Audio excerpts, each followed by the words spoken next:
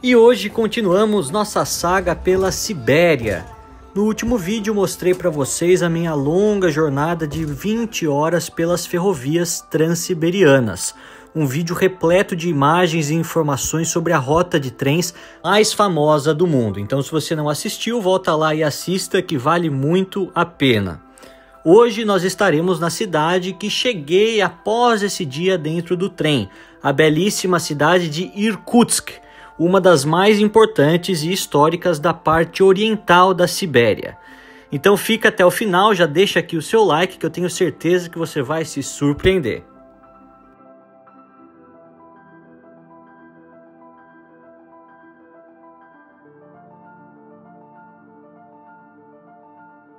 E sejam bem-vindos a mais um vídeo aqui na Sibéria. Estamos em Irkutsk e por acaso caí em mais um hotelzinho soviético daqueles bem pequenininhos que vocês já estão acostumados a ver aqui no canal, o Hotel Angara, em homenagem ao rio Angara. Fica bem no centro da cidade, tem uma vista bonita e relativamente barato aí, 30 e tantos dólares. Vamos explorar essa cidade. E aqui já está bem calor, eu esperava que ia estar bem mais frio, está por volta de 20 graus, 19, 20 graus, para uma região que no inverno faz menos 40, é lucro. Então me acompanhe até o final, tenho certeza que você não vai se arrepender. E como eu já falei para vocês aqui no canal, na série da Ucrânia, de Belarus e até mesmo na série da Rússia, todas as grandes cidades da antiga União Soviética tinham na sua região central um grande hotel com diversas categorias de quartos, para atender desde a cúpula do Partido Comunista em viagens pelo país até as famílias de trabalhadores que estavam em férias. Como vocês podem ver, o design do interior mudou pouco, o que nos remete diretamente àquela época onde tudo seguia um outro padrão. E já devidamente de banho tomado após 20 horas num trem, vamos seguir aqui para explorar a cidade de Irkutsk, que é uma cidade que, apesar da sua beleza nos seus monastérios, nas suas igrejas, na sua arquitetura, muita dela remanescente do século 18 e 19 principalmente, é uma cidade com uma história muito trágica por conta de diversas prisões que aconteceram aqui, pessoas exiladas, intelectuais que foram relegados à solidão completa, ao isolamento completo na Sibéria por representarem ideias opostas ao regime czarista e depois ao regime soviético. Hoje a gente vai contar tudo para vocês, uma cidade vibrante, cerca aí de 580, 600 mil habitantes, um dos centros importantes também aqui na Sibéria, nessa rota que eu estou fazendo nas cidades principais. Lembrando que eu dependo sempre de ônibus e trens, portanto não é tão fácil parar em cidades menores.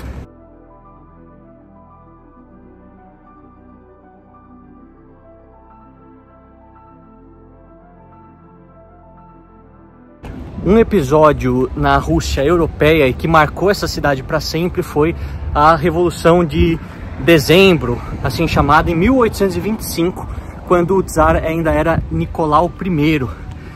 E naquele momento, muitas forças diferentes de outras ideologias políticas queriam colocar um fim ao regime absolutista do czar. Lembrando que este momento ele coincide com várias revoltas também na Europa Central, logo após a Revolução Francesa. Revolução Francesa, 1789, acontecendo, depois muitos outros movimentos no começo do século XIX, querendo o fim do absolutismo, do despotismo esclarecido na Europa, e aqui na Rússia não foi diferente.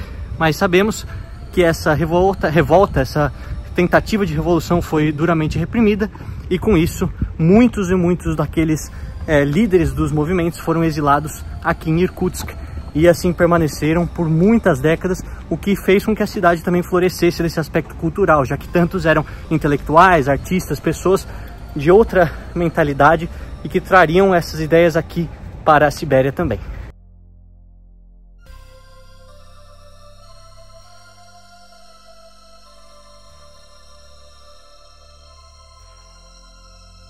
E aqui a gente vai ver uma variedade de igrejas, né? Há mosteiros, há igrejas que são católicas ortodoxas, mas também há católicas romanas. Essa infelizmente está fechada agora, mas a presença da igreja católica também é forte em algumas regiões da Rússia, ou pelo menos se faz notar, né? Não é tão forte, mas se faz notar em algumas regiões da Rússia, enquanto que essa região teve muitas e muitas igrejas construídas desde a conquista do Oriente da Sibéria, desde o século XVI, com a chegada do cristianismo, colonizando essas populações mongóis, principalmente aqui perto da Buriátia, e a gente vai falar dessa região mais para frente.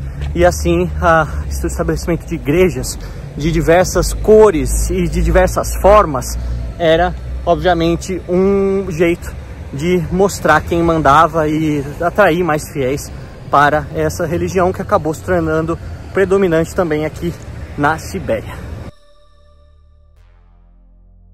E um dos principais marcos históricos da cidade é uma das igrejas mais bonitas de toda a Sibéria, a Catedral da Epifania, um exemplo lindo do estilo barroco siberiano e que combina os detalhes clássicos da arquitetura ortodoxa russa com elementos mais orientais presentes aqui na Sibéria.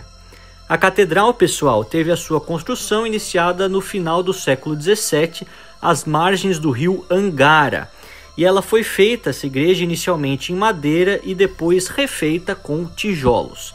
Dentro da igreja tudo é muito colorido, com vários ícones religiosos ortodoxos, afrescos e uma variedade de detalhes de tirar o fôlego. Eu acho que vale contar, inclusive, um pouco para vocês sobre a importância dos ícones ortodoxos, dessas imagens, já que muitos desconhecem o seu significado. Eles são vistos como janelas para o divino e servem como instrumento de oração e contemplação. Assim como no catolicismo, essas imagens não são adoradas, mas veneradas, apontando para a realidade celestial, sendo exemplos de pessoas cristãs que em vida seguiram o caminho correto, o caminho da santidade. Essas imagens, inclusive, tiveram um papel pedagógico muito importante para ensinar as passagens bíblicas para as pessoas, em épocas onde a grande maioria da população era analfabeta e não conseguiria ler as escrituras, ler a Bíblia. Além disso, elas servem até hoje de inspiração para uma vida correta, utilizando exemplos concretos de homens e mulheres que tiveram uma vida exemplar. Erroneamente e por razões ideológicas, algumas correntes do cristianismo protestante dizem que católicos e ortodoxos adoram imagens, algo que não acontece nas igrejas e que é igualmente considerado um pecado tanto por católicos quanto por ortodoxos, já que a adoração é dedicada somente a Deus, Pai, Filho e Espírito Santo. Durante o período soviético, assim como tantas outras igrejas na Rússia, a Catedral da Epifania foi fechada, sofrendo danos e perdas em seus tesouros artísticos, mas com o colapso da União Soviética foi restaurada e voltou a funcionar como espaço religioso ativo até os dias de hoje.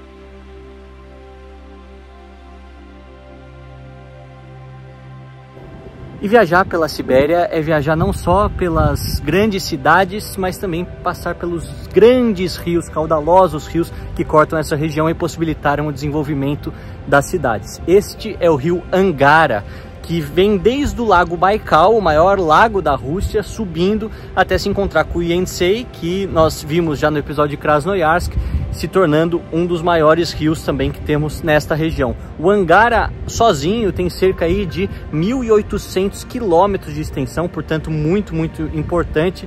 E vocês veem que a cada cidade que a gente passa, mais um rio importante vai aparecendo. Infelizmente, nesta viagem, desta vez, não vou conseguir mostrar o rio Lena, um que eu sempre quis conhecer, mas está muito para cima na Sibéria, muito longe da minha rota que vou pegar dessa vez para chegar em outros destinos, que ainda é surpresa para vocês aqui no canal.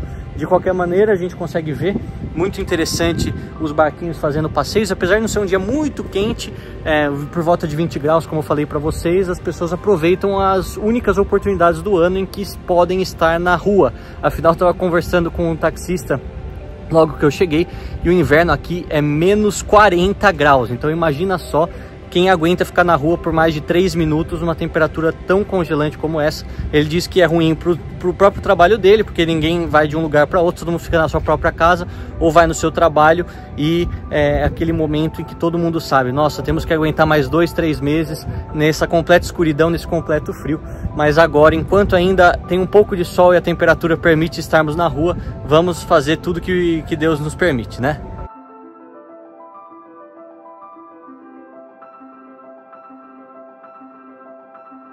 E assim como em grande parte das cidades da Rússia, Irkutsk também é bastante segura e andar pela cidade é super tranquilo. O rio Angara corta grande parte da cidade e as vistas da catedral e de outros jardins pelo centro nos mostram o porquê desse ser um dos principais destinos turísticos da Sibéria, principalmente para os vizinhos asiáticos da Rússia, que acham passagens acessíveis para cá desde a China, Mongólia e também do Cazaquistão.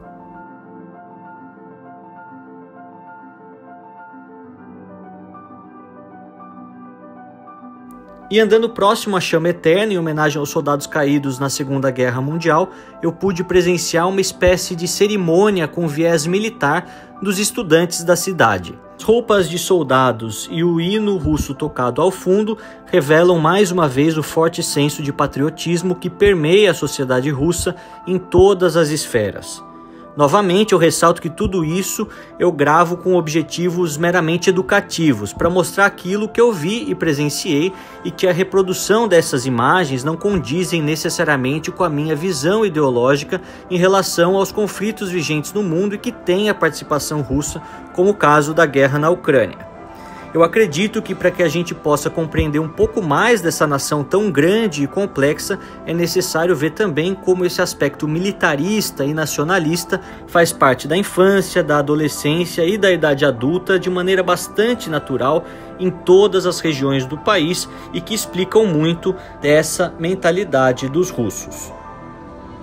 E a gente vê que aqui tem a chama eterna em relação à Segunda Guerra, por todos os esforços, principalmente industriais, feitos por essa região e pelas pessoas que foram daqui até o fronte na Europa combater, e essa visão bastante militarista já desde pequeno, essas crianças, esses jovens já aprendendo a marchar, a prestar suas homenagens à continência quando há esses diversos eventos e datas comemorativas aos heróis da pátria, aos caídos, ao Dia da Vitória. Hoje, especificamente em setembro, não me vem à memória nenhum tipo de data especial que justificaria a presença desses jovens, mas a gente continua sempre de olho em tudo que acontece aqui, essas questões culturais que são muito importantes. Outro ponto que é válido vocês perceberem no rosto das crianças é a diversidade étnica. Aqui estamos muito próximos da Mongólia e da China, então naturalmente aquelas pessoas que são originárias daqui têm olhos amendoados, têm uma aparência muito mais asiática do que europeia, ao mesmo tempo que vemos tantos outros russos brancos de olhos claros. Então essa diversidade étnica que é muito presente na Sibéria aqui se torna ainda mais evidente.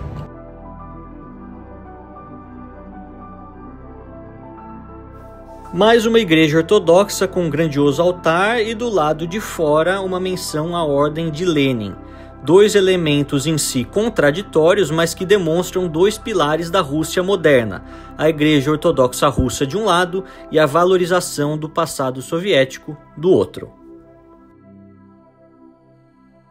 E sendo uma cidade que cresceu bastante, principalmente no pós-guerra, nos anos soviéticos, nós temos essa infraestrutura muito típica, que vocês talvez já estejam cansados de escutar eu falando sobre isso, em que há amplas avenidas, um dos principais prédios governamentais aqui, nesse formato bastante típico, o hotel principal, que é onde eu estou ficando, aqui desse lado, é muito arborizado, muito amplo e sempre evocando os heróis do passado. Ali a gente vê uma menção à Ordem de Lenin, aqui mais para frente também vai ter outra estátua de Lenin, então a gente vê a presença soviética nessa cidade também muito grande, muito importante para o desenvolvimento mais recente. Lembrando que, apesar de ter sido uma região isolada por muito tempo, onde exilados políticos, artistas e dissidentes eram enviados, depois da guerra se tornou uma das, até mesmo antes da guerra, se tornou uma das regiões mais industrializadas da Sibéria. A gente consegue ver esse contraste das igrejas coloridas,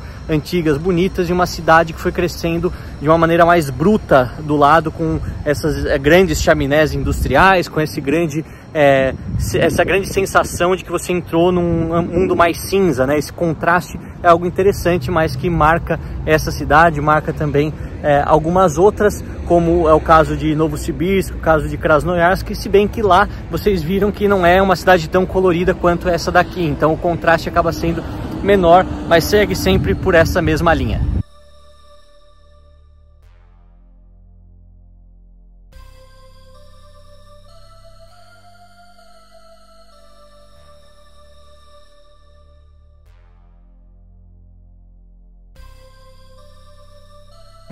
E aqui a gente vê ainda essa presença muito grande dos parques públicos, sempre amplos, bem cuidados durante a primavera e o verão, com muitas flores bonitas e vários bancos para você poder sentar, conversar, comer alguma coisa. Essas fontanas que tem ali no fundo, realmente é um padrão em toda a Rússia. Apesar das cidades serem longe do governo, se elas têm de médio porte até grande porte, elas vão ter sempre a presença dessas praças. No interior eu mostrei para vocês que as praças são mais singelas, mas também existem, ainda há essa segurança, essa limpeza. Então essa ideia que muitos têm que o interior da Rússia é completamente destruído, esquecido, isso é verdade só em apenas algumas localidades, e localidades onde vivem pouquíssimas pessoas. A gente não pode esquecer que a Rússia é um país majoritariamente urbano durante os anos pós-soviéticos, e por isso a vida nas cidades acabou sendo mais importante para o governo do que a própria vida no campo. Sem querer menosprezar essas pessoas, mas a gente, para fazer uma visão completa do país, temos que olhar onde vive a maioria e como vive a maioria.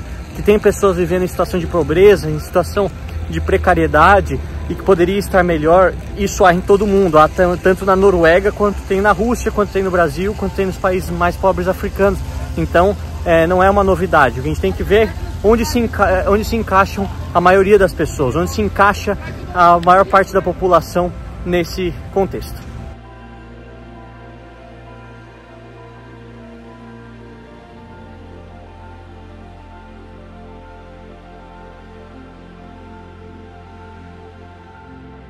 E muitas pessoas são curiosas sobre a Rússia, devem estar pensando: eu já escutei esse nome, Irkutsk, a cidade mais fria do mundo. Na verdade, a cidade mais fria do mundo, considerada por muitos, é Yakutsk, não Irkutsk. O final é parecido, afinal não estamos muito distantes geograficamente falando. Até os mesmos povos influenciaram-se por serem mongóis. Temos toda essa região aqui próxima da China, próxima da Mongólia, mas não é a mesma cidade. Tanto é que Yakutsk fica às margens do rio Lena, que eu quero tanto conhecer, enquanto que Irkutsk nas margens do rio Angara.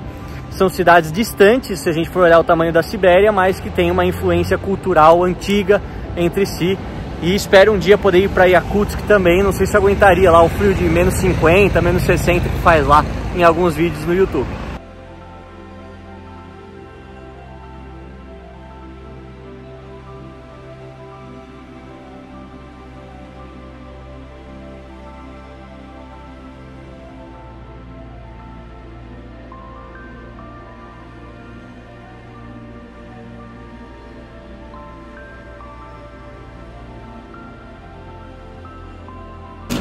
Bom, eu parei aqui para comer um cheburek, que é uma espécie de um pastel, parece até muito o nosso pastel que temos em parte dos Balcãs, parte da Turquia, do Cáucaso, e é muito popular em toda a Rússia, não dessa região específica, mas todo mundo come como um almoço rápido, né? Um pastel grande e barato aí por um voto de $1,50, $1,60, que na cotação atual vai dar, sei lá, uns R$7, R$8. Eu não sei quanto está o preço do pastel nas feiras Brasil afora, há muito tempo que eu não vou, mas vou experimentar falar para vocês. O aspecto é muito bonito. Pedi um de frango com queijo dentro, tipo o nosso frango com catupiry, e o outro é um pastel de carne normal, também carne moída. A massa é igualzinha à nossa, bem crocante, bem parecida. O recheio de frango ele não é tão desfiado quanto nós temos no Brasil, né? No Brasil é mais gostoso, mas para quem não comia pastel há muitos anos, é bom matar a saudade de algo parecido. O de carne é mais gostoso, mais temperado, mas comparado com os nossos pastéis não são tão recheados assim. De qualquer maneira, não dá para reclamar pelo valor pago, tudo fresco, tudo quentinho, muito bem feito. Vamos seguir o passeio adiante. Um pouco mais afastado do centro, a gente vê que a cidade é bastante normal. Ainda bem cuidada, mas com os mesmos comércios e apartamentos encontrados em todos os outros cantos da Rússia. Aqui, pelo tamanho da cidade, a gente não tem um metrô, mas sim um sistema de trens de superfície, que também é eficiente e liga os diversos pontos importantes da cidade por um preço barato.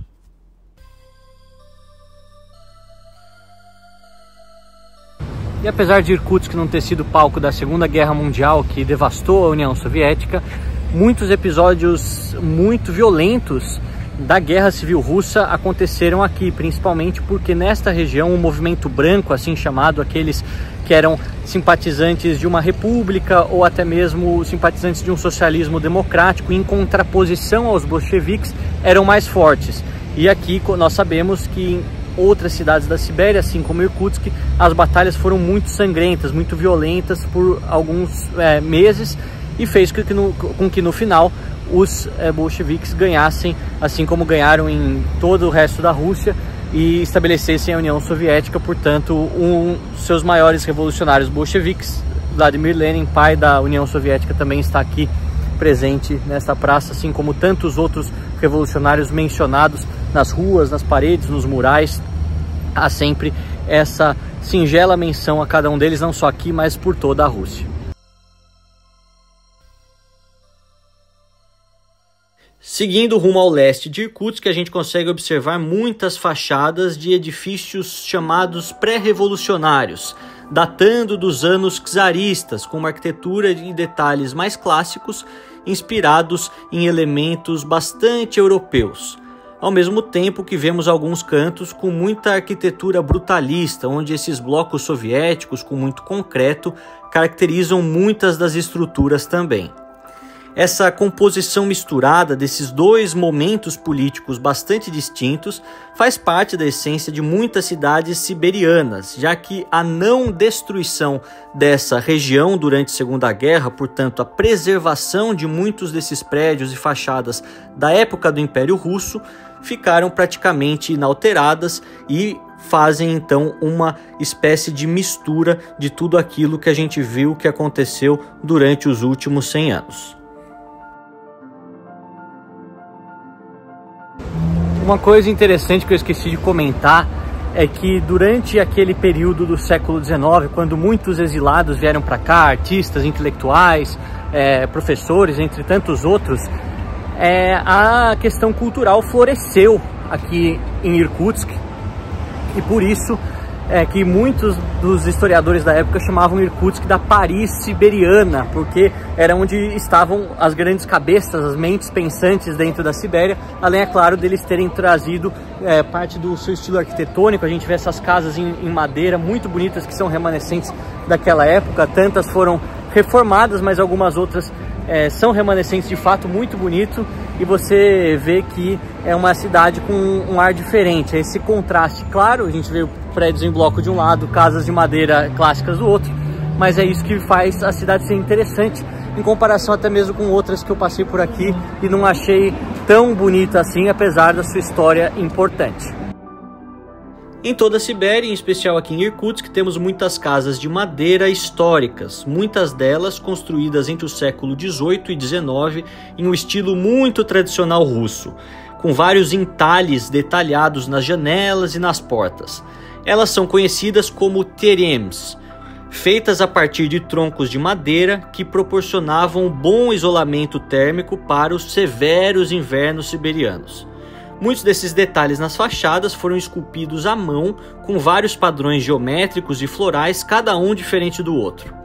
Essas casas, pessoal, foram muitas vezes feitas por mercadores, artesãos e colonos ricos que chegaram desde a Europa até a Sibéria durante o período da expansão e colonização russa por aqui. Com o tempo, obviamente, muitas dessas casas sofreram deteriorações, mas tantas outras foram restauradas recentemente e estão neste bairro chamado de 130 Kvartal, onde as antigas casas foram transformadas em museus, cafés e lojas, e as próprias fachadas já são belíssimas para se tirar foto.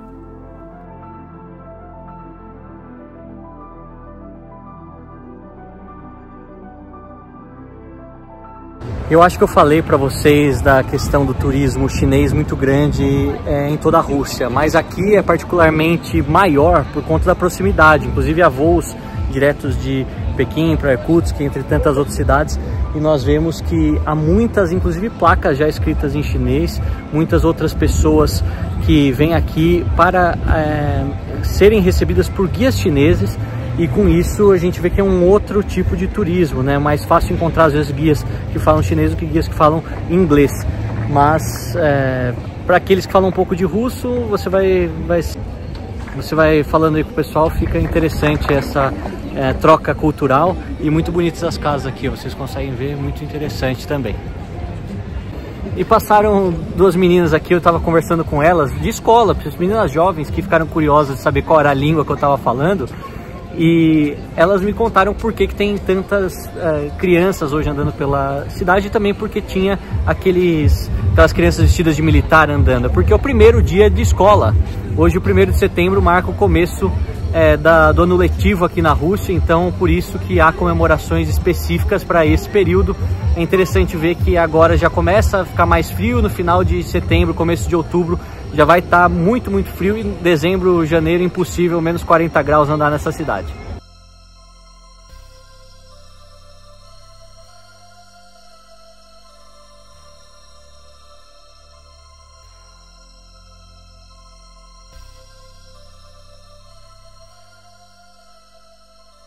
E não estou nem 500 metros de distância daquelas bonitas casas de madeira que chegamos no brutalismo completo de um teatro soviético. Olha só essas estruturas bonitas para alguns, intimidadoras para tantos outros, mas é interessante, mais uma vez falando sobre o contraste, né?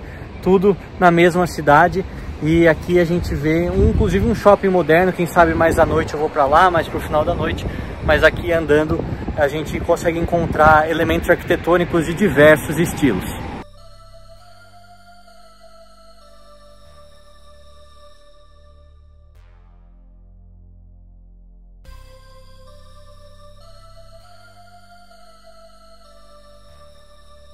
E a gente vê que começa a cair a noite, vai ficando bem frio, mas é uma cidade bonita, gostosa de você andar.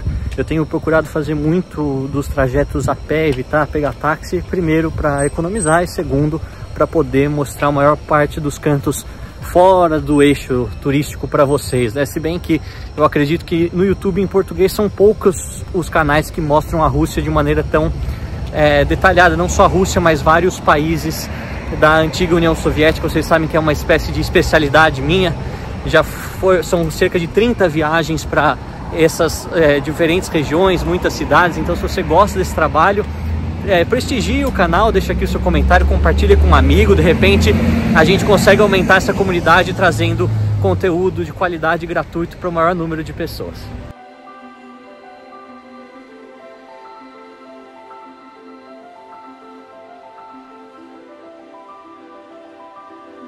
E andando pela cidade, não importa onde, sempre vamos ver alguma dessas casas de madeira com muitos detalhes. É muito bonito observar esses ornamentos entalhados, muitos deles únicos no seu design. Assim como as casas, também encontramos outras igrejas de diferentes tamanhos e cores, mas sempre muito interessantes nas suas composições encontradas aqui na Sibéria.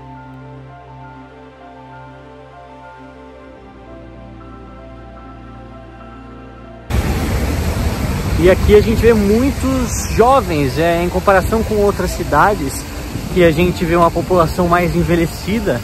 Irkutsk parece uma cidade jovem, assim, alegre, de aspecto de muita gente estudando, trabalhando, por volta aí dos seus 30 anos, 40 anos. É positivo você pensar que em algumas localidades da Rússia há um decréscimo populacional constante e outras acabam atraindo, né? A gente vê que as oportunidades estão sempre concentradas nos grandes centros, e aqui tão longe da capital, né? 5.000 quilômetros de Moscou praticamente, a gente vê que é um centro regional importante e que tem se desenvolvido, mas precisa ser corajoso para viver aqui o ano todo, hein? Imagina só menos 40 graus andando nessa mesma rua, cheio de neve e lama no meu sapato. Não ia ser fácil, então precisa ser muito corajoso, precisa ser russo de essência para aguentar.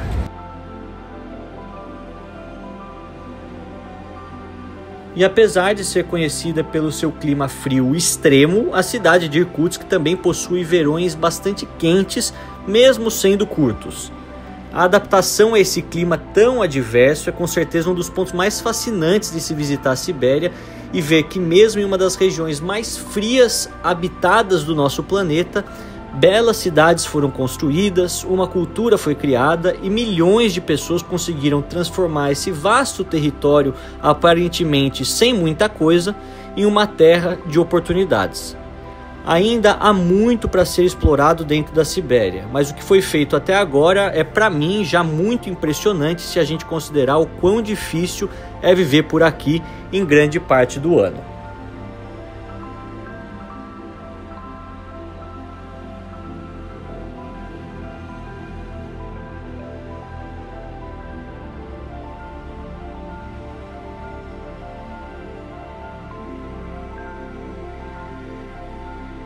E eu dei uma passada agora no supermercado e eu vi uma coisa que eu lembro de ter visto também na Bielorrússia. Quando tem um feriado nacional, um dia importante como é o início das aulas, a venda de álcool ela é proibida nos supermercados durante o dia, só nos restaurantes. O porquê eu não sei, eu imagino que seja talvez por uma questão de manter a ordem pública, evitar com que as pessoas nesses eventos, nessas paradas que tem aqui, né, nesses desfiles, elas atrapalhem. Mas não tenho certeza. De qualquer maneira é curioso porque o consumo e a venda de álcool na Rússia como um todo ele é bastante disseminado, acaba caindo para um estereótipo, mas é verdade. A gente sabe que beber álcool faz parte da tradição russa em muitos casos, assim como é beber cerveja na Alemanha, por exemplo, ou em outros países do mundo.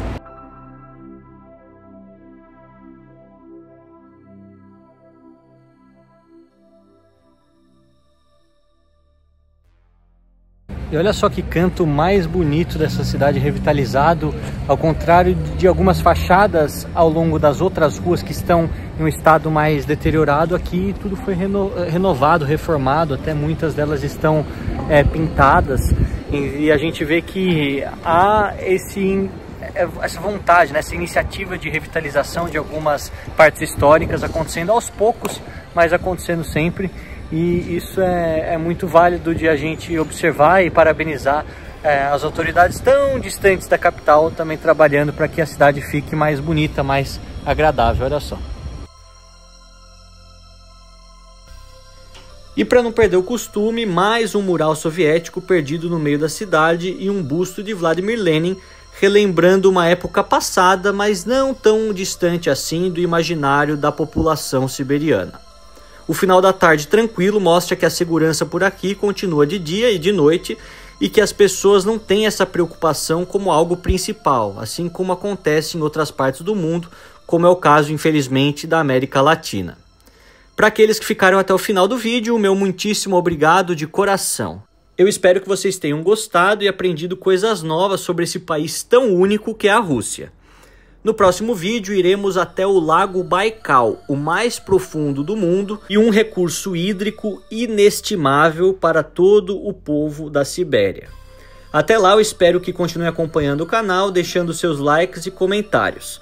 Um forte abraço a todos e fiquem com Deus.